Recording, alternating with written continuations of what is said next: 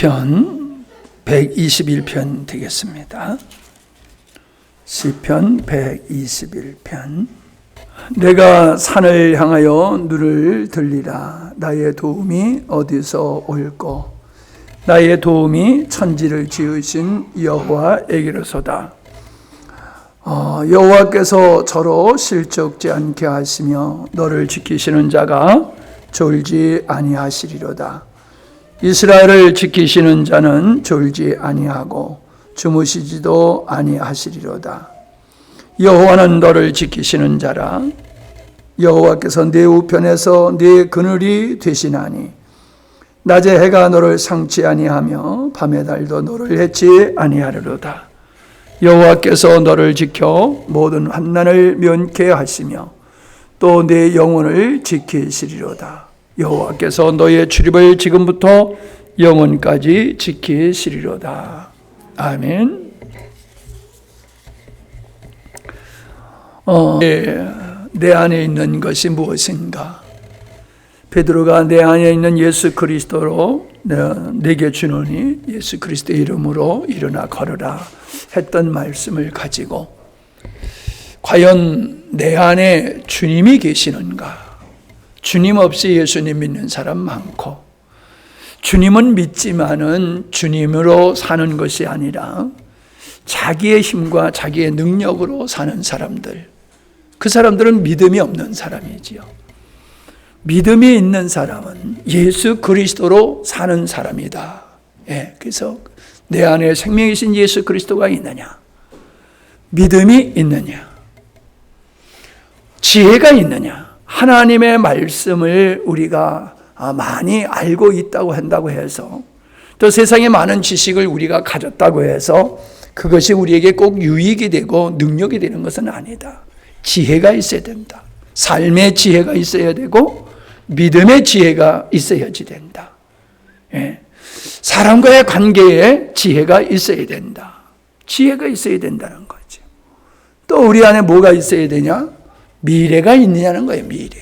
과거만 있는 사람은 맨날 얘기하면 지난 얘기만 하지 자기의 꿈을 얘기하지 아니하고 하나님이 주신 비전을 얘기하지 않아요.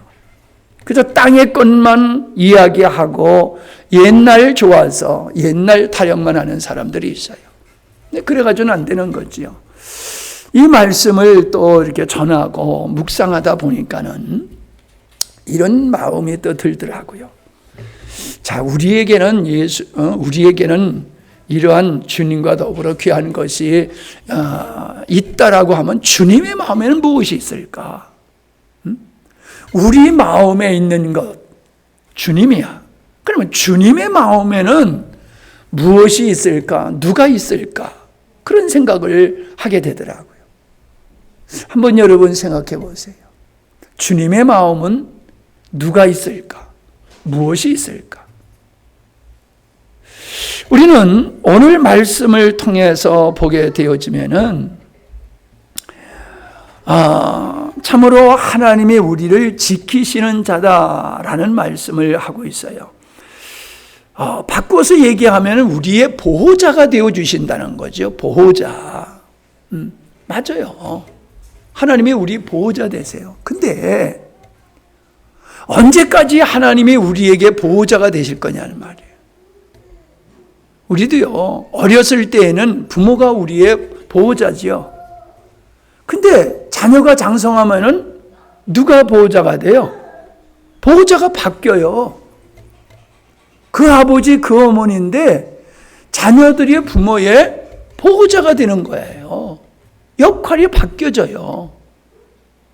그러니까 효자는 누가 효자인가 하면은 부모님의 마음에 무엇이 있는지를 알고 그 부모님의 마음을 따라서 살아가는 사람이에요. 그 사람이 효자예요. 부모가 자식에게 원하는 것은 좋은 것이지요. 선한 것이지요. 유익한 것이지요. 그것을 자녀들이 마음에 품고 그 부모님이 원하시는 그 마음에 있는 것을 살아내면은 자기도 복을 받고 효자가 되어지는 거지요. 내가 이 말씀을 묵상하면서 생각이 되는 게 뭐냐면, 언제나 우리는 하나님은 우리의 보호자다, 이 자리에 머물러 있다는 거예요. 영원토록 그분은 우리의 보호자지죠. 우리가 그분의 보호를 벗어나서 독립하여 살 수는 없어요.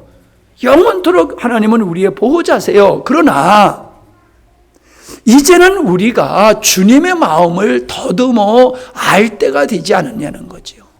주님의 마음에 무엇이 있느냐, 이걸 알아야지 되는 게 아니냐는 거예요.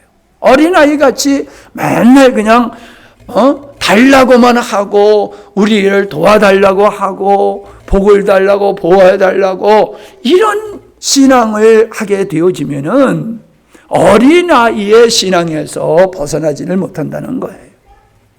장성한 분량에 이르는 사람들은 아버지의 마음을 읽고 사는 거예요. 우리 주님의 삶이 그러셨잖아요. 우리 주님의 마음에 무엇이 있었겠어요? 아버지가 계셨어요. 아버지의 마음에 아버지가 계셨고, 아버지가 원하시는 것이 무엇인지를 아셨어요. 왜 이 땅에 보내셨으며 내가 이 땅에 와서 이루고 완성해야 될 것이 무엇이냐라고 하는 걸 예수님은 아셨어요. 그것이 예수님의 마음속에 충만했다는 거예요. 아버지가 충만했고 아버지의 뜻이 충만했다는 것이죠. 누가? 하나님의 아버지. 무엇을? 아버지 뜻을. 이게 우리가 가져야 할 기본적인 자세라는 거예요. 어떻게 생각하시는지, 어떻게 은혜 생활을 하는지 모르지만은 나는 참 이 설교를 하고도 내가 굉장히 은혜가 됐어요. 야, 참 내 안에 있는 게 뭔가? 내 안에 있는 게 뭔가? 굉장히 은혜가 되더라고요, 말씀이.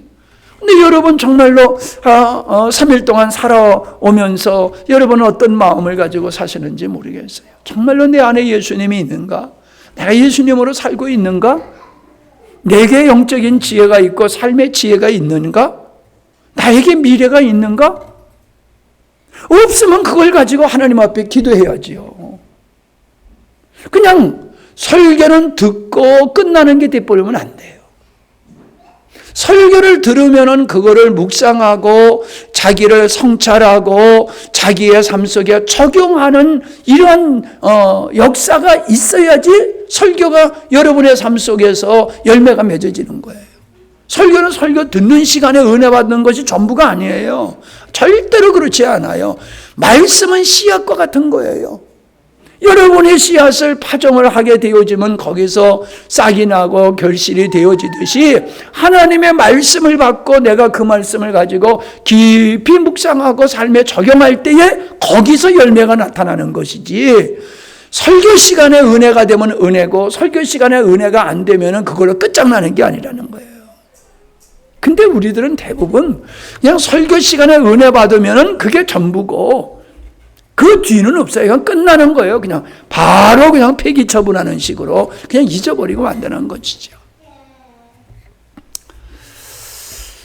자, 보호자라는 거지요. 뭐라고 그랬어요? 너를 지키시는 자는 실족지 않게 하신다. 우리를 지키시는 하나님은 어떻다는 거예요? 졸지도 아니하고 주무시지도 않는다. 여러분, 어느 때에 여러분 졸지 아니하고 주무시지 않은 때가 언제예요? 네, 남자들은 군대에 있을 때예요. 군대에서 보쳤을 때는 졸면 안 되고 자면은 안 돼요. 그 외에 우리가 일상생활 속에서 잠을 졸지도 못, 그냥 졸기는 하지. 그냥 깜빡깜빡 졸기는 하지요. 그냥 자지 아니하고 어떤 일을 할 때가 언제예요? 자녀들이 아플 때잖아요. 사랑하는 사람이 아플 때잖아요. 그때는 옆에서 그 열내리지 않는 자녀를 바라보면서 잠을 제대로 자지 못하고 애쓰는 경험이 아마 여러분들에겐 다 있었을 거예요. 우리 주님이 우리를 지키시는데, 목자가 양을 지키는데 잣뿌리면은 도둑이 와서 훔쳐가고 늑대가 와서 물어가고 그러잖아요. 그러니까 목자는 잠을 잘 수가 없어요. 양을 지켜야 되니까. 이게 그 말씀이에요. 우리 주님은 우리에게 어떤 존재냐? 우리를 지키시느라고 졸지도 못하고 주무시지도 못한다는 것을 우리 인간이 어떠함을 빌려서 표현하신 거예요. 하나님이 뭐 주무셔야 되고 뭐 피곤해서 졸고 그러신 분은 아니잖아요. 우리 인간들이 그렇게 하듯이 그걸 빌려서 표현하시는 거예요. 하나님은 너희들을 그렇게 지키시는 자야. 여기 보면은 해가 너를 상치 아니하며 밤의 달도 너를 해치 아니하리다. 이 광야의 삶을 아는 사람들은 이게 금방 다가오지요. 낮에는 엄청 뜨거워요. 밤에는 또 기온이 뚝 떨어져 가지고 굉장히 또 추워요. 그게 광야예요. 그게 광야예요. 그러니까 낮이고 밤이고 어때요? 낮에는 더위에 추위, 밤에는 더위의 고통, 밤에는 추위의 고통. 우리 인생의 낮과 밤을 가리지 아니하고 그러한 세상의 위협과 고난과 역경이 우리 삶 속에 항상 산재되어 있다는 거죠. 우리가 오늘 이렇게 안전하지만은 항상 안전하다는 보장 없잖아요. 얼마나 위험한 속에서 우리가 살고 있습니까? 그냥 우리가 편안하니까 그렇지 얼마나 위험한 우리가 삶을 살고 있어요. 하나님은 그러한 우리 일상의 어려움 속에서 우리를 지켜주시는 분이다. 또 뭐라고 그랬어요? 모든 환난을 명쾌하시며 내 영혼을 지키시는 자다. 우리의 영혼을 지키시는 자다. 8절에 보니까 너의 출입을 지금부터 영혼까지 지키시리다. 출입을 지킨다. 그게 목자가 양이 들어오고 나가는 보면서 양이 우리 안에 들어오고 나갈 때에 목자가 문에서 그걸 보는 거예요. 한 마리, 두 마리, 세 마리. 그거 숫자만 세겠어요? 목자들은 양이 걸어가는 모습만 봐도 이놈이 정상적인지 어디가 아픈지 문제가 있는지를 지나가는 걸 보면서 안단 말이에요. 출입할 때에 보면 알아. 건강하구나. 얘는 문제가 있어. 출입을 지킨다는 게 문지기를 지키고 있다는 게 아니지요. 문에서 양의 모든 형편을 살피는 그 목자와 같이 하나님은 우리를 그렇게 돌보시는 분이라는 것이지요. 시편 32편 10절에 보면 여호와께서 그를 황무지에서 짐승이 부르짖는 광야에서 만나시고 호위하시며 보호하시며 자기의 눈동자까지 지키셨도다. 이스라엘의 광야 생활을 얘기하는 거예요. 광야에서 하나님은 해에 달에 그 위협으로부터 우리를 지켜주실 뿐만 아니라 맹수들로부터 이스라엘 백성들을 지켜주셨잖아요. 그걸 연상을 하는 거예요. 근데 어떻게 어느 정도냐? 눈동자같이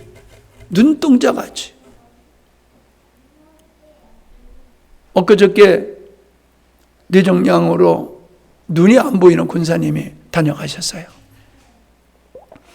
교편 생활을 하시고 퇴직을 하고 계시면서 그게 생겨서 신경을 싸고 있는 암세포라 앞을 보지 못하시더라고요.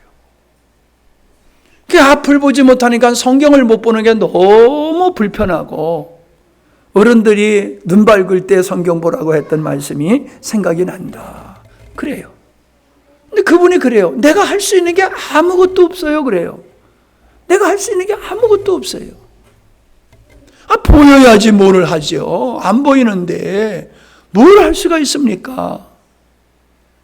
물론 개중에 보면은 안 보이는데도 뭐 똑같이 정상적인 사람같이 사는 경우가 있지만은 보편적으로 우리가 뭘 좀 할 수 있더라도 그 정상적인 삶은 아니잖아요.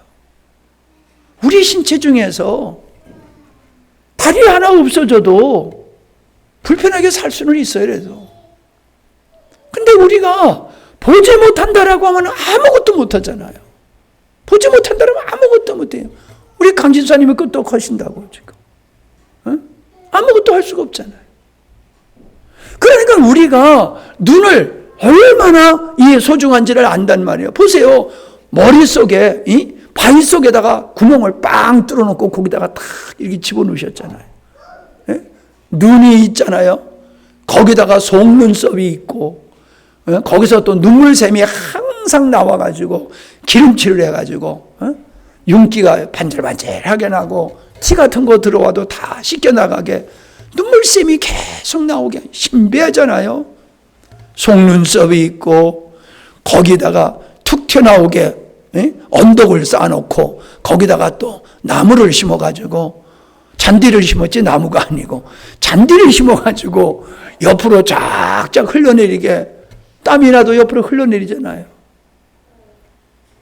뭐 여러분 어때요? 뭐가 날려면 순간적으로 눈을 감잖아요. 아, 눈 감아야지 하고 눈 감아요. 참 하나님이 소중한 것들은 정말로 머리 안에, 해골 안에 집어넣으시고 갈비 안에 집어넣으시고 그랬잖아요. 신경도 뼛속에 집어넣었잖아요. 뼛속에 신경을.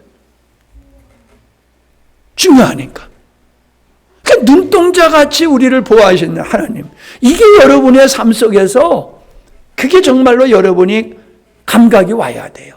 아, 하나님은 나를 얼마나 사랑하시는지, 눈동자와 같이 나를 보호하시는 하나님이시다. 할렐루야. 이걸 알아야 돼요. 이걸 알아야 돼요. 하나님이 나를 눈동자와 같이 사랑하신다. 예. 마태복음 18장 12절로 13절에 보면은 99마리의 우리에 있는 양을 놔두고 한 마리 잃어버린 양을 찾아서 헤매는 목자의 모습을 주님께서 말씀하고 계세요. 우리 안에 있는 99마리의 양이 훨씬 중요하지요. 한 마리야? 뭐 그거에 비하면은 99대 1이니까 이건 뭐 비교할 수 없이 하찮은 존재지요.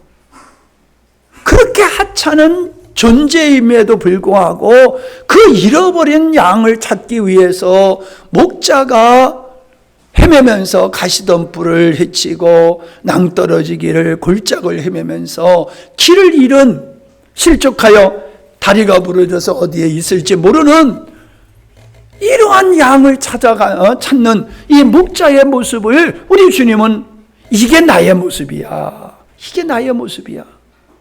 너희들 양치고 있잖아. 양을 잃어버릴 때 어때? 그 마음이 내 마음이야. 내가 그렇게 너희들을 사랑하고 소중히 여기고 귀하게 여기고 내가 그렇게 너희들을 돌보고 있는 거야. 아멘. 그게 주님의 마음이에요. 주님의 마음에 우리가 가득해요. 주님의 마음에 우리가 가득하다고요.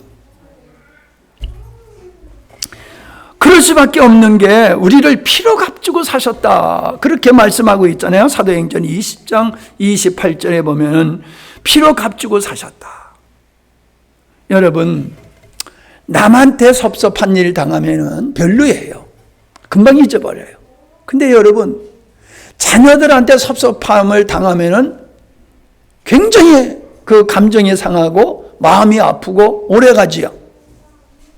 대답들을 안 하시는 거 보니까는 그런 자녀들을 하나도 안 두셨구만. 예. 여러분, 내가 온전히 사랑했는데, 내가 모든 걸 쏟아붓는데, 나의 전부를 줬는데 그걸 몰라. 그러면 얼마나 마음이 아프고 낙심이 되고 허망한지. 그거는 자녀를 길러보고 누군가를 위해서 열심히 살아본 경험이 있는 사람은 그런 경험을 안 해본 사람은 없어요. 다 그런 경험을 할 수밖에 없는 거예요. 그냥 피로 값주고 샀다 이렇게 했는데 이걸 바꾸어서 피로 났다라고 얘기를 하면 더 실감이 있을 것 같아요. 그냥 물건을 산 거는 되팔기도 하고 그 뭐 그렇게 소중하지 않잖아요. 근데 세상에 가장 소중한 존재가 뭐예요? 나은 존재예요. 나은 존재. 주님은 우리를 피로서 나은 존재예요. 우리를. 어떻게 부모가 자녀를, 그 나은 자녀를 잊어버릴 수가 있습니까? 그런데 인간은 잊어버릴 수 있대요. 자기가 낳은 자녀를. 옛날에 그러잖아요. 6.25 때 애기 없고 피난 오다가 그냥 폭탄이 여기저기서 뻥뻥 떨어지니까 그냥 들고 뛰다 보니까 애가 빠져나가는 것도 모르고 빈 보대기만 없고 애는 빠져나가고 한참 뛰다 보니까 애가 엎드러잖아요. 그런 거예요. 예. 근데 인간은 그럴지 몰라도 하나님은 그렇지 않는다. 손바닥에 기록하고 기억하고 우리를 보호하신다. 그렇게 말씀하고 있어요. 그렇게 하나님은 우리를 사랑하세요. 그렇게 주님은 우리를 소중하게 여기세요. 왜? 피로 나았기 때문에. 그래서 예수님 짤이라고 그러잖아요. 우리가 그 전에 나눴던 말씀, 책, 예수님 짤이. 우리가 얼마짜리냐? 10,000원짜리냐? 100,000원짜리냐? 100만원짜리냐? 1,000,000원이냐? 1억이냐? 몇 조냐? 그 가격이 그 존재의 가치를 이야기해 주는 거잖아요. 우리는 세상 것으로 비교할 수 없는 예수님의 가치, 예수님으로 산 그러한 귀중한 존재라는 거예요. 여러분 스스로를 그렇게 생각하세요? 네? 아니에요. 우리는 그렇게 생각하네요. 주님은 우리를 그렇게 생각하는데, 아이고 너는 생긴 게 왜 그 모양이냐, 너는 할 줄 아는 게 그게 뭐가 있느냐, 그러면 그렇지. 자신에 대해서 얼마나 사람들이 부정적인 생각을 가지고 있는지 몰라요. 주님은 우리를 그렇게 소중히 여기는데 우리는 우리를 그렇게 소중히 여기지 않아요. 내가 지난번에도 그랬잖아요. 부모들이 자식을 낳고 버리는 부모들이 있잖아요. 주변의 사람들이 자기를 사랑해 주지 않는 이 상처 때문에 세상을 원망하는, 그러면서 자라나는 아이들이 있다는 거예요. 세상을 원망해. 부모를 원망하고 세상을 원망해. 나는 그런 애들을 볼 때, 그러면 왜 너는 너를 사랑 안 하니? 다른 사람이 너를 사랑하지 않는다고, 너 상처받았다고 너 지금 그러잖아. 그럼 다른 사람은 널 사랑 안 해도 너만큼은 널 사랑해야 되잖아. 그러면 나를 사랑하는 게 뭐예요? 나의 가치를 얼마나 먹이고 그런 거야. 나의 가치를 얼마짜리로 먹이고 사는 거야. 얼마짜리로. 응? 주영이 얼마짜리야? 머리 굴리지 말고. 박사라 권사님 얼마짜리야? 내가 돈이 많으면 내 가치가 올라가. 지식이 많으면 내 가치가 올라가. 근데 그런 것이 없어지면은 자꾸 가치가 떨어져. 내가 사람들이 볼 때 별 볼 일이 없는 존재다. 여러분, 그러니까는 그런 인생을 사는 거예요. 그것밖에 못하는. 근데 나는 안 그래요. 나도요, 열등감이 얼마나 센 사람인지 여러분 모르지? 내가 열등감이 참 많은 사람이요. 그런데 열등감을 뛰어넘는 게 뭐냐 하면은, 나는 하나님의 자녀다. 하나님이 나와 함께 하신다. 이게 나로 하여금 당당하게 만드는 거예요. 당당하게. 나는 하나님 앞에서 착하고 충성된 종으로 나는 평생 나는 살고 있어. 무전 부족하지만은 자부심이 있는 거예요. 그러니까 어디 가도 꿀리질 않는 거예요. 누구 앞에 가서 꿀리질 않는 거예요. 당신은 당신의 인생 사는 거고, 난 내 인생을 하나님 앞에서 살고 있어. 나는 하나님 앞에서 내 인생 살고 있어. 그거 감당하면 되는 거야. 그러니까 사람 앞에서요, 당당한 거예요. 세상 사람 앞에서도 당당한 거야. 너 세상 많은 거 가졌지? 근데 너 안 가진 거 있잖아. 근데 그게 진짜거든. 그 진짜가 나한테 있어. 그러니까 너 나한테 와서 배워야 돼. 이런 자부심이 내 안에 있단 말이에요. 이게 있습니까, 여러분? 예? 사장 앞에서도 당당해야 돼요. 세상 앞에서도 당당해야 돼요. 기죽어가지고 째째하게, 찌질하게 살면 안 돼요. 왜? 자신의 가치를 몰라서 그래요. 자신의 가치를. 하나님의 우리를 얼마나 소중하게 여기시는지 그 자신의 가치를 모르기 때문이다 라고 하는 겁니다. 우리는 힘 있는 사람하고 같이 어울리면은 괜히 어깨가 으쓱해지죠. 예? 그래서 자꾸 세상에 권력 있는 사람, 돈 있는 사람 쪽으로 몰려들잖아요, 사람은. 권력 있고 돈 있으면 사람이 몰려들고, 돈 없어지고 권력 없어지면 사람 다 떠나잖아요. 그런데 우리는 영원히 떠나지 아니하시고 우리 곁에서 우리 보호자가 되어주시고 우리를 지켜주시는 그 주님이 나와 임마누엘 되어주셔서 함께 하신다는 거예요. 할렐루야. 그거 당당한 거예요. 당당한 거예요. 에? 기죽지 마세요. 여러분, 난 여러분이 함양에서 제일 행복한 그리스도인이라고 난 여러분 자부심을 갖기를 원해요. 왜요? 내가 그런 마음으로 목회하고 있거든요. 우리 영광스러운 교회, 다른 교회와는 좀 다르지. 좀 다르지. 전 그런 자부심을 갖고 있어요. 다른 교회하고는 달라, 우리 교회는. 그럼 여러분도 그런 자부심이 있어야 돼요. 내가 영광스러운 교회 성도야, 영광스러운 교회 장로고, 영광스러운 교회 권사고, 영광스러운 교회 집사고, 영광스러운 교회 청년이야, 성도야. 이 자부심이 있어야 되는 거예요. 세상에 어딜 가든지 주님이 나와 함께 하신다라고 하는 이것 때문에 긍지가 있는 거예요. 두려움이 없는 거예요. 뭐든지 할 수 있다는 그런 자신감을 가지고 할 수 있는 거예요. 왜? 내게 능력 주시는 자, 그분이 나와 함께 하시기 때문에 할 수 있는 거예요. 그러니까 누가 감당해요? 믿음으로 사는 사람, 세상에 감당할 수 없는 사람이라고 그랬잖아요. 어때요? 세상에 여러분 감당할 수 없어요? 세상에 잘 보이려고 그러잖아요. 예? 어떻게 좀 사장한테 잘 보이고 윗사람한테 잘 보여가지고 내가 조금 진급을 하고 월급도 좀 잘 받고 좋은 보직을 받을까? 뭐 그런 눈치를 보고 계시지는 않아요? 그분들이 여러분의 눈치를 봐야 돼요. 저 사람 떠나면 어떡하지? 저 사람 우리 회사에서 그만둔다라고 하면 어떡하지? 여러분 그런 실력자가 되어야 되고 그런 삶을 살아야 돼요. 예? 하현직 집사님 떠나갈까 봐 원장이 그냥 가끔 밥도 사주고 선물도 사주고 아부하도록 만들어야 된다고. 이 원장님 내가 요즘 너무 피곤해서 그럼 며칠 쉬셔, 며칠 쉬어.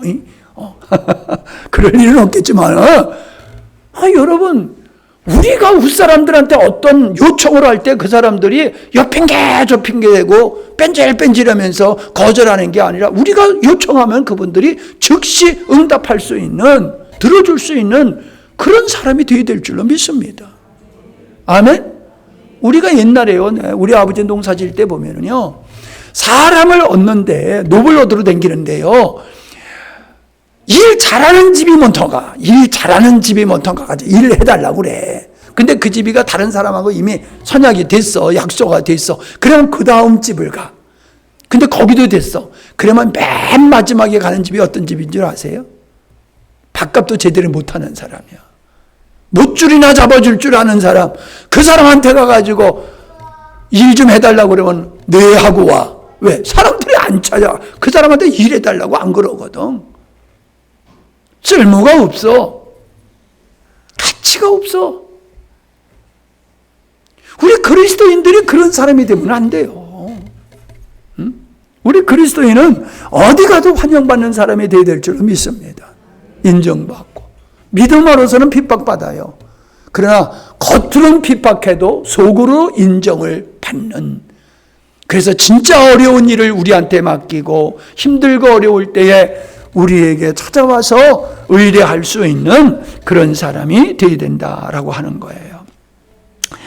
우리가 잘 아는 에베소서 1장 4절로 12절을 한번 봅시다. 늘 접하는 말씀이지만은 에베소서 1장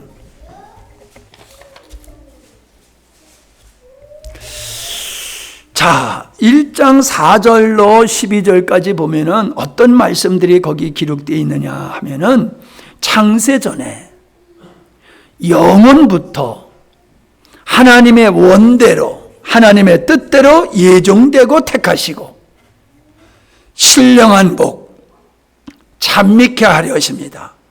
하나님의 경륜, 이런 말씀들이 그 안에 담겨져 있어요. 하나님의 기업. 여러분, 우리가 어떤 존재냐 하면은 창세 전부터, 만물이 생기기 전부터 하나님의 마음속에 우리가 잉태되었던 자라는 거예요. 잉태되었던 자. 잉태해야지 아이를 낳잖아요. 잉태하지 않는데 어떻게 아이를 낳습니까? 교회는 우연히 생긴 존재가 아니에요. 창세 전부터 하나님의 마음속에 잉태된 존재예요. 잉태된 존재. 그래서 때가 되심에 예수 그리스도를 통해서 이 땅에 태어나게 된 존재가 교회다, 우리다, 성도다라고 하는 거예요. 우리는 우리의 우리의 실력과 우리들의 어떠한과 상관없이 하나님의 일방적인 그분의 원대로, 그분의 뜻 가운데서 우리가 하나님을 찬미하는 존재로 우리가 지음을 받았다는 거예요. 하나님의 기쁨이 되어지는 대상자로 우리가 지음을 받았다는 거예요. 신령한 복을 받은 자예요. 땅의 복을 받은 자도 복된데 하늘의 복을 받은 것을 세상의 땅의 복을 받은 것하고 비교할 수 있겠어요? 우리는 하늘의 신령한 복을 받은 자예요. 그래서 땅의 복 받은 자를 보고 부러워하면 안 돼요. 내가 어떤 분을 보니까는 세상에서 그저 주말이면 먹고 마시고 놀러 다니는 사람 보고 너무너무 부러워하더라고. 나는 죽기나 살기로 그저 이렇게 애를 써봤댔자 겨우겨우 나는 살아가는데 저 사람들은 그냥 저렇게 그냥 인생을 그냥 띵까띵까 놀면서 먹고 마시고 즐기면서 사는데 난 뭐야. 좌절과 낙담 속에 빠지더라고요. 그래서 내가 속으로 당신은 믿음이 아직도 멀었구만. 그때 나중에 전화가 와가지고 내가 잘못했다고, 그 사람들을 보고 부러워할 게 아니라 내가 그 사람들을 주님께로 인도해야 될 사람인데 내가 그들을 인도할 자가 도리어 그들을 부러워했었느라고, 잘못됐었느라고 그렇게 또 고백을 하더라고요. 감사한 일이지. 우리는 신령한 복을 받은 자예요. 아멘? 그러니까는 옆에 있는 사람 보고 당신은 신령한 복을 받은 사람입니다. 아멘. 그러니까 존중히 여겨야 돼요. 예? 남편이기 전에, 아내이기 전에 그분은 하늘의 신령한 복을 받은 자야. 없인 여기지 말라는 거예요. 깔보지 말라는 거예요. 무시하지 말라는 거예요. 이 사람은 창세전부터 하나님의 원과 뜻 가운데서 신령한 복을 받은 자인데 하나님을 경배하는, 하나님을 예배하는 이 위대한 자로 우리를 지으셨다. 우리를 그렇게 지켜가신다. 만들어 가신다는 거예요. 그렇게 만들어 가신다는 거예요. 그게 하나님의 경륜 속에 들어있는 거지요. 오늘 은혜가 되네요. 네, 은혜가 되네요. 전 이런 생각을 했어요. 나 오늘 어저께 누가 커피를 줘가지고 맛있게 먹었더니 잠이 안 와가지고 사모님하고 나하고 밤을 꼬박 새버렸어 그냥. 아이고 어쩜 그렇게 잠이 안 와?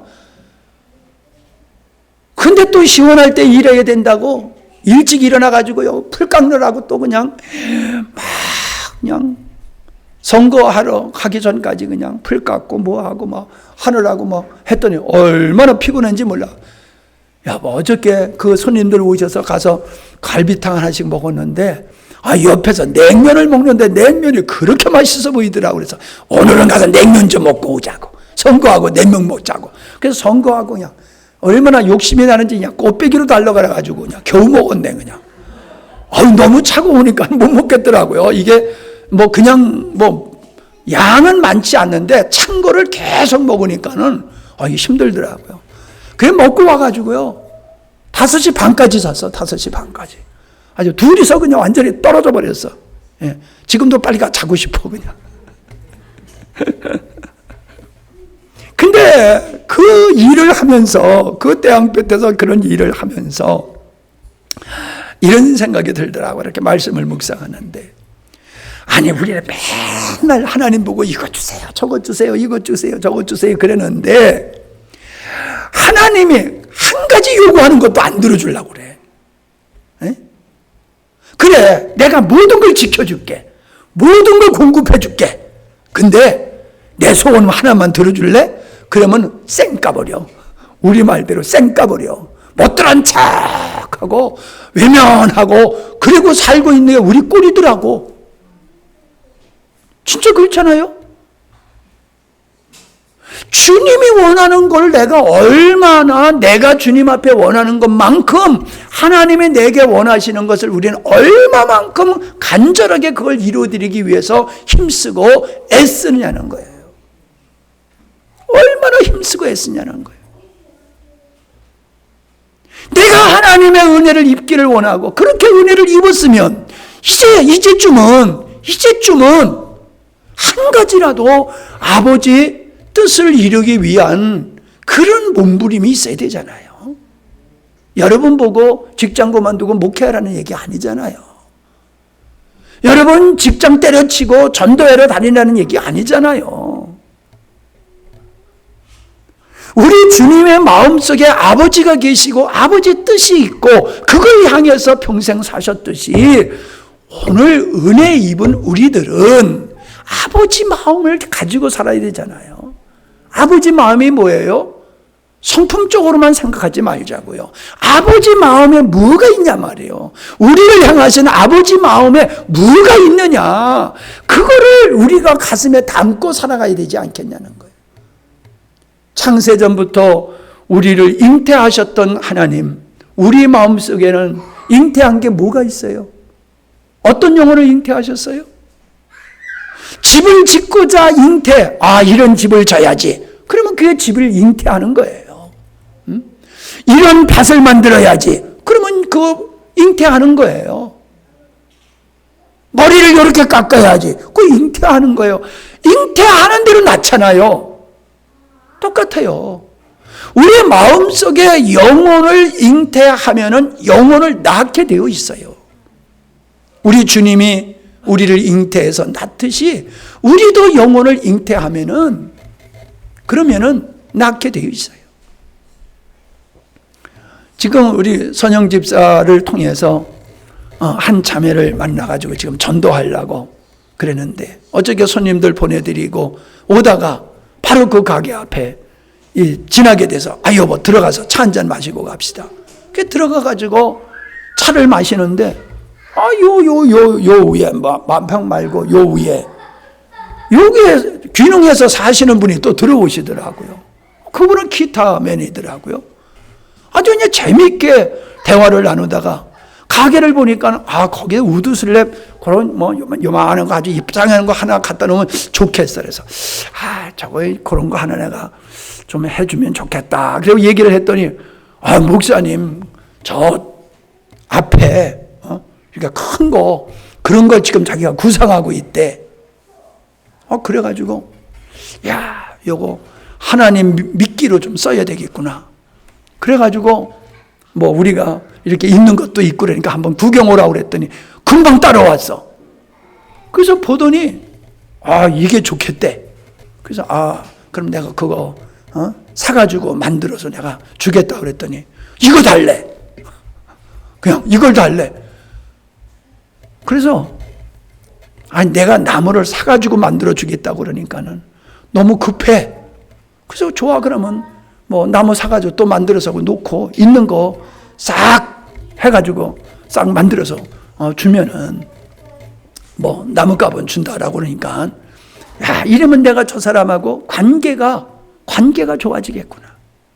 관계가 좋아지겠구나. 아니 사람이요 돈 먹으면 찢게 돼 있어요. 돈 먹으면 찢게 돼 있어요. 그러면 안 된다고 하더라도 일단 먹으면 찢게 돼 있어요 사람이.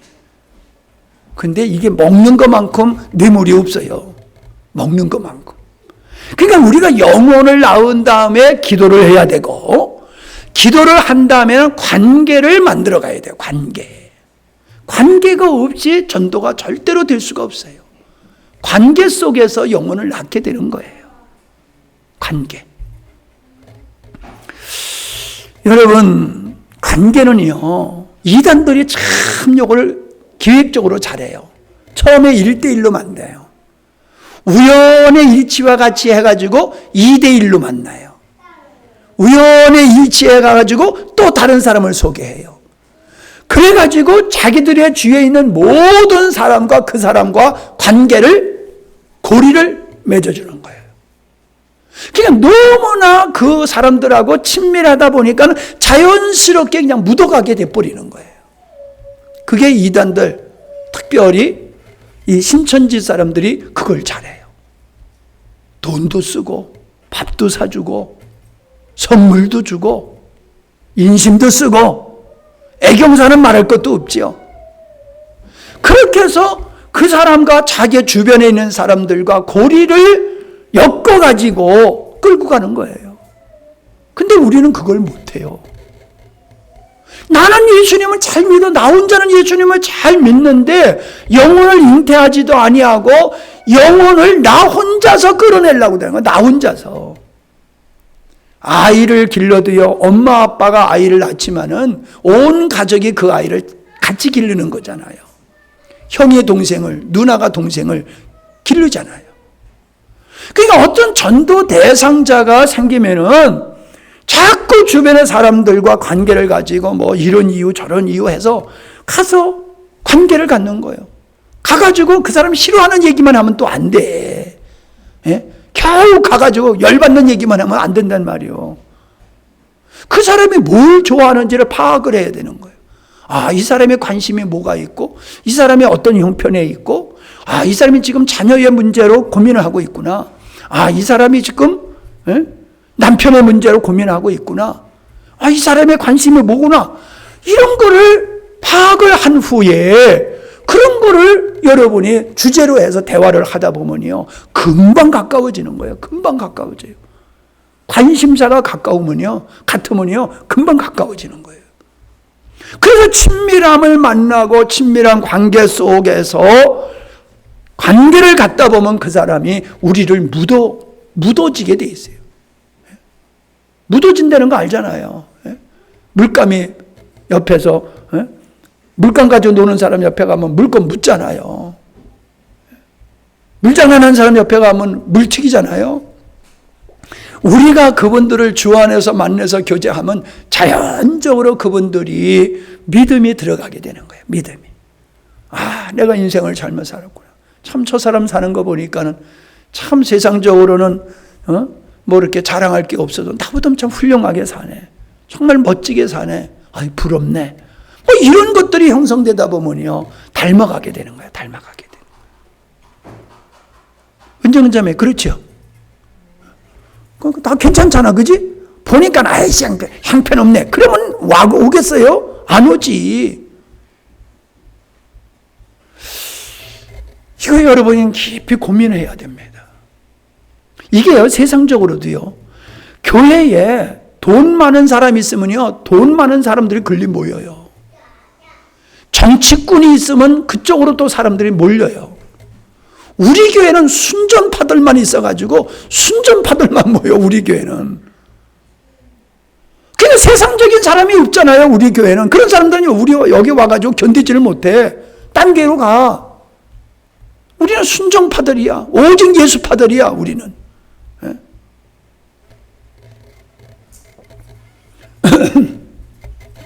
예나가 아빠 왜 나는 용띠예요? 아빠는 무슨 띠, 엄마는 무슨 띠, 할아버지는 무슨 띠 그러다가 근데 나는 왜 용띠예요? 그러더라고. 그게 궁금하지. 아니 왜 사람마다 그 띠가 있다고 그러는데 누군 같고 누군 같은데 나는 왜 용띠지? 여러분, 우리는 이렇게 그 사람과 같이 어울리다 보면은 그 사람을 얻게 되는 거예요. 그 영혼을. 근데 내가 이렇게 상담을 하면서 이 사람들이 나를 이렇게 편안하게 대해요. 편안하게 대. 이게 왜 편안하게 대하냐 하면은 내가 권위주의 의식이 없는 거예요. 권위주의. 나 목사요, 이게 없어 나는. 그냥 자연인 것 같이 그냥 편안하게 그렇게 살아 그냥. 내 안에 있는 그리스도가 중요한 거지. 뭐 내가 포장된 내가 뭐 이렇게 중요하냐 말이에요. 이 머리가 적으니까 벌러지가 들어가면은 가려워. 머리가 많을 때는 벌러지도 못 들어가더니 머리가 숱이 적으니까 벌러지가 잘 들어가. 막 가려워. 근데 내가 상담 온 사람들한테요, 내가 힘들고 어려웠던 일을 적시에 적당한 분량으로 제가 공유를 해요. 고백을 해요. 내가 우리 아버지 도장 훔쳐가지고 빚보증서 가지고 가족을 쫄딱망하게 한 거요. 그러면서 힘들었던 얘기하면 그분들이 아이고 나는 아무것도 아니네요. 그러면서 위로받고 가. 뭔 얘기냐? 사람의 친밀함은요, 저 사람의 속내를 드러내야지 돼요. 딱 나를 가리고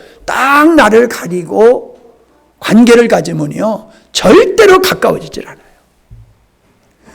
조금 어리숙한 모습으로 자기의 적절한 약점을, 단점을 고백을 하는 거예요. 저 사람이 하는 분량만큼 나도 고백을 하고 저 사람보다 조금 더 진한 고백을 하고 이러다 보면은 아이고 저 사람도 뭐 그렇고 별별 없는 사람이냐 친숙해지는 거예요. 그런데 단점을 얘기 안 하고 자기 좋은 점만 얘기하면 너무 가까이 하기가 힘든 당신이야. 절대로 가까워질 수가 없어요. 자기의 약점을, 단점을 적당하게 이야기를 해야지 돼요. 물론 오래 관계를 가지면은 뭐 그런 거 없이도 이렇게 잘 될 수 있지만은 모든 사람과 그렇게 할 수 있는 게 아니잖아요. 영혼을 잉태하고 영혼을 낳아야 되는 문제에 있어서는 그렇게 할 수가 없잖아요. 그래서 우리가 이러한 모습으로 관계를 가져야 된다. 그 다음에 감동을 줘야 돼요. 감동. 사람의 감동을 받으면요 그 사람한테 내가 빨려 들어가요. 내가 주영이한테 감동을 받았어. 뭔 감동을 받았겠어요? 머리 감기는 감동을 받았어. 이야, 머리를 너무나 시원하게 감동을 받아가지고 어디 가서든지 내가 거기 가봐. 하여튼 머리가 그냥 사이다가 돼. 막 선전을 해요. 여러분도 안 그러세요? 안 그런 사람은 그래 시원하게 해주지 마라. 대충 해줘. 한번 물어봐. 선전했는지 안 했는지. 그래서 안 했다고 그러면 대충 해줘. 나 같은 사람은 꽃배기로 해주고. 여러분, 정성을 들여 하면 감동을 받아요. 최선을 다할 때 감동을 받아요.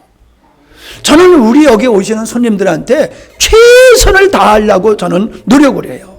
환경도 내 힘으로 최선을 다해서 깨끗하고 아름답게.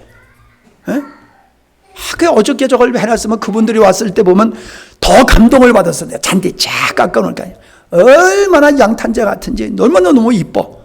근데 어저께는 안 깎아가지고 배기 싫은데 그거 보고도 감동을 받았으니 저렇게 깎아놨을 때 와서 받았으면 그 양반들이 거기서 뒹굴 거예요. 강아지같이 그냥. 감동을 주라는 거예요. 감동. 선물을 할 때도요. 우리 작은 사모가 감동스럽게 선물을 잘하더라고. 뭐 이렇게 돈은 많이 들어가는 건 아닌데 거기 정성이 들어가는 게 보여. 그래서 받으면은 감동이 돼. 좀 신경 썼네. 애썼네. 밥도요. 왜 우리가 집에서 대접하는 게 좋으냐 하면은 나가서 해주는 건 별로 감동이 없어요. 잘 먹었다 그러지 감동이 별로 없어요. 근데 집에서 정성을 다해서 해주면요 밥만 먹는 게 아니라 그것을 받기 때문에 감동을 받는 거예요. 감동.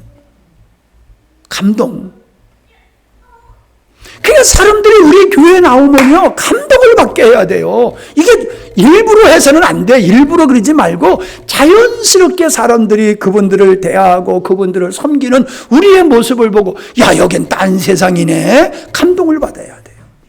이 사람들은 똑같은 함양 사람들인데 어떻게 이렇게 살지? 감동을 받아야 돼요. 아멘? 예, 풀을 깎아도 목사님이 감동을 받도록 깎아야 돼. 보니까 그냥 주일날 그냥 그 더운데 해서 내가 시원할 때 하지 그냥 그 뜨거운데 왜 그걸 하냐고 마음이 아파가지고. 근데 나가다 보니까 그냥 훤히 뻥 뚫려니까 얼마나 좋은지 몰라. 감동을 받아. 그러면서 야, 이 길을 이용하는 사람들은 뭐야? 망가져도 하나 곤치지 않고 풀 한 번 뱉는 놈들 있어? 우리가 다 하고 우리 집사들이 다 하지. 괜히 으쓱해지고 좋아지는 거예요. 감동. 아멘? 감동. 여러분, 모든 일은요, 옳은 이야기보다도 감동을 받게 말을 해야 돼요. 옳은 이야기라고 그냥 내가 하고 싶은 대로 말을 하면요, 저 사람들이 상처를 받을 수 있어요. 가능하면은 좀 생각을 하면서 자녀들이 감동을 받고 다른 사람들의 감동을 받고 감동을 받도록 말을 해야 돼요. 감동 주는 것 중에 하나가 칭찬이에요. 칭찬 받아가지고 성질내는 사람 봤어요? 칭찬받고 성질내는 사람 봤냐고요? 없어요. 여러분, 지나친 칭찬은 모독이 돼요. 그러나요, 적당한 칭찬거리를 찾아가지고 칭찬해보면요, 기분이 좋은 거예요.